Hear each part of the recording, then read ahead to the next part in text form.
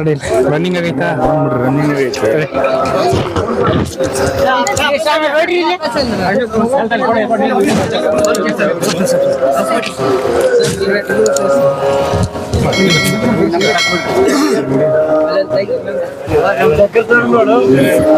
ಕಳೆದ 11 ವರ್ಷದಿಂದ ನಾನು ಮಾಲೆ ಆಗ್ತಾ ಇರುವಂಥದ್ದು. ಇವತ್ತು ಈ ಭಾಗದ ಶಾಸಕನಾಗಿ ಹನುಮಂತನ ಕೃಪೆಯಿಂದ ಆಶೀರ್ವಾದದಿಂದ ಆಗಿದ್ದೀನಿ. ಮತ್ತು ಈ ಹನುಮದ್ ವ್ರತ ಈ ಸಂದರ್ಭದಲ್ಲಿ ಕರ್ನಾಟಕದ ಎಲ್ಲ ಜಿಲ್ಲೆಗಳಿಂದ ಕೂಡ ಅದು ವಿಶೇಷವಾಗಿ ಯುವಕರು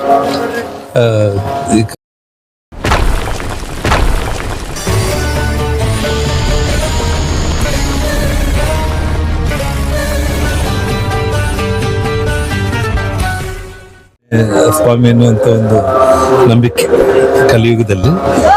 ಅಂತ ಒಂದು ಹನುಮದ್ ಜನ್ಮಸ್ಥಳ ಇದು, ಹನುಮದ್ ವ್ರತ. ಎಲ್ಲ ವ್ಯವಸ್ಥೆಗಳು ಭಕ್ತಾದಿಗಳು ಕೂಡ ತುಂಬ ಚೆನ್ನಾಗಿ ಅಚ್ಚುಕಟ್ಟಾಗಿ ಮಾಡಿದ್ದಾರೆ.